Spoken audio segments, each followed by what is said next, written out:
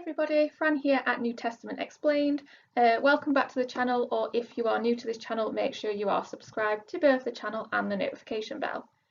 Now this video is going to be looking at the authority of the Son and testimonies about Jesus, and this is the second video that looks at the passages that come together to make Anthology 6 if you are studying Edexcel A-Level Religious Studies. What we are looking at when analysing these passages is what is the cause of disagreement, what is Jesus getting into disagreements about, and then key themes that emerge in these instances. Now before we start, I'm just going to give you some context for these passages. So prior to the authority of the Son, Jesus has healed a man in the sign of the healing at the pool. And if you are studying Edexcel A-Level Religious Studies, you will have come across this passage in topic 2.3, Miracles and Signs. So in this passage, i.e. the healing at the pool, Jesus has healed a man on the Sabbath by making clay out of soil and rubbing it on his eyes. And this had broken the regulations for the Sabbath. So in the passages that we're going to look at in this video, Jesus is defending himself against Jewish authorities, religious authorities, who challenge what he has done. So in terms of the first part of this Bible passage, in Anthology 6 we have the authority of the Son, and this passage begins with the following. So because Jesus was doing these things on the Sabbath, the Jewish leaders began to persecute him. What we get immediately is the topic of disagreement. Sabbath controversies. This is a disagreement about what one can and cannot do on the Sabbath. Now, in terms of what Jesus had done, he had healed, and in Exodus 20 verses 8 to 10, that was something you could not do on the Sabbath. So he's broken the Sabbath in that way. Furthermore, Jesus had told the man he healed to pick up his mat and walk, and that was also forbidden on the Sabbath. And it was forbidden in the oral Torah, so the one that Pharisees had created by interpreting the laws. And finally, and perhaps more significantly, Jesus had intentionally broken the Sabbath. This wasn't an accident, and therefore, according to Exodus 31 verse 15, that was a capital offence. So you can use the Old Testament to prove why Jesus had broken the Sabbath and why that would be controversial. Moving on from there then, it says, "My Father is always at his work to this very day, and I too am working. For this reason they tried all the more to kill him." Now again, we've got this continuation of the controversy, the argument being around the Sabbath, but we also get the phrase "my Father," which links into the theme Christology. That is because Jesus is saying he is God's Son, and that is therefore inferring a relationship between God and Jesus. So that fits under Christology. What is interesting is that this seems to be enough for the religious leaders to want to kill him.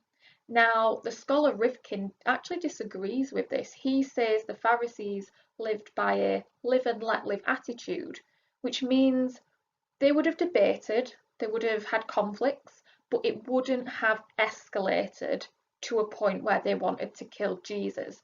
So he doesn't think verse 18 is a reflection of how the Pharisees would have actually responded in that instance. And then the paragraph ends by, he was even calling God his own Father by making himself equal to God. And again, this fits in with Christology again. Jesus is presenting a high Christology, a high relationship, a very sort of close relationship between himself and God. However, it also fits into the theme of blasphemy.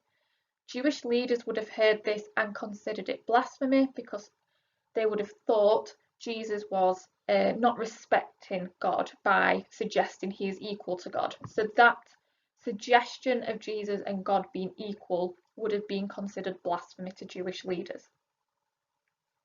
Moving on to the second paragraph then, we get, "For just as the Father raises the dead and gives them life, even so the Son gives life to whom he pleased to give it. Moreover, the Father judges no one, but has entrusted all judgment to the Son. Now, this is Jesus saying that God has entrusted him with certain responsibilities, certain abilities. One is to give life, and the second is to judge. And again, this could have been considered a threat to power. The Pharisees, especially if they worked in places like the Sanhedrin, where they would make judgments, may feel threatened by this suggestion that Jesus can judge people.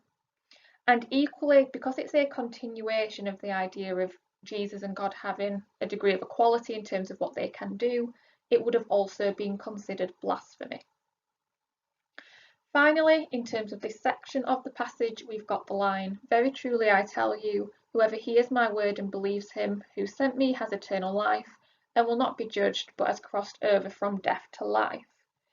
This can be linked quite nicely to the prologue in John, which is topic 2.1 if you are doing the Edexcel A-level religious studies course. The reason there is a link is that what is being suggested here is that in order to receive eternal life, you have to believe in God and Jesus rather than have beliefs about God. And that is what comes across in this sentence. In terms of conflict in John's Gospel, this would have been considered a threat to power. The Pharisees believed that in order to receive eternal life, you need to follow Jewish laws. However, what Jesus is saying is, no, you don't need to follow Jewish laws. You need to have belief in me and in God. And therefore, that difference would have been considered threatening to the Pharisees hearing this. So in terms of conflict, we've got the key theme of threat to power emerging. This is the analysis of authority of the Son finished. We're now going to look at the latter half of this Bible passage. So testimonies about Jesus is the second part of this Bible passage, and whilst they are in the same video because they follow on from each other in John's Gospel, I would try and separate them when you are doing revision because some quite different ideas come out in this passage. So in this passage, we start with, "If I testify about myself, my testimony is not true." And I'm going to couple that with the verse 36 that is highlighted. "I have testimony weightier than that of John." Now, this is centered around the idea that Jesus wanted to be his own witness, and in Jewish law that wasn't allowed. So he chooses John the Baptist, who we should know at this point is not alive. And what Jesus is doing in these instances, he is challenging the law of Moses, he's challenging Jewish law. So again, that's a cause of disagreement. It's different to the past passage we've looked at. So the cause of disagreement here is the law of Moses and what it says. Moving on from that, we get verse 39 that reads, "You study the scriptures diligently because you think that in them you have eternal life. These are the very scriptures that testify about me, yet you refuse to come to me to have life." So what Jesus is trying to say here, again, he's criticising the law of Moses, which is the topic of disagreement. And what he is saying is, you're missing the point of what scriptures are saying. If you were understanding the scriptures you read, you would understand me. And the fact that you don't understand me, Jesus, and what I'm doing is a sign that there must be a problem with the law of Moses. What is interesting here is that Culpeper, a scholar, argues that in this instance and in instances across John's Gospel, the issue here isn't necessarily the Pharisees, there's a broader issue of disbelief. And Culpeper has the quote, "Unbelief is the real opponent." So what is trying to be got across in this passage is that the issue is those who don't believe in Jesus and therefore God, which again you can link to John's prologue. It's made very clear in the prologue that believing in Jesus and God is how you gain eternal life. So that kind of theme carries across into this passage. Moving on to the last section then, we get the quote, "I know that you do not have the love of God in your hearts, I have come in my Father's name, and you do not accept me, but if someone else comes in his own name, you will accept him. Now, there's different ways you can look at this. We do get a reference to God being the Father, so again, you could bring out the theme of Christology, this idea that Jesus and God have a relationship. But another issue that comes out is threat to power. This is a very sort of damning statement, telling the religious authorities, telling the Pharisees that they don't love God. That's quite a critical and harsh statement to make.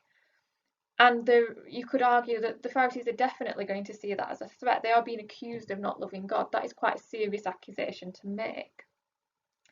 Interestingly, Rivkin again says that this shouldn't be seen too seriously, maybe as seriously as I just made it look. He would say that the Pharisees had a live and let live attitude. They would have heated debates, but it was okay. That was part of how they went about. That was part of how they did things. They would have quite heated debates, and it would be fine at the end. So he kind of says, remember that Pharisees have a live and let live attitude, and kind of consider that when looking at instances as such. But in terms of the themes, it does fit in with threat to power. That concludes the second passage that makes up Anthology 6. So we've kind of had two causes of disagreement in this passage, Sabbath controversies and the law of Moses.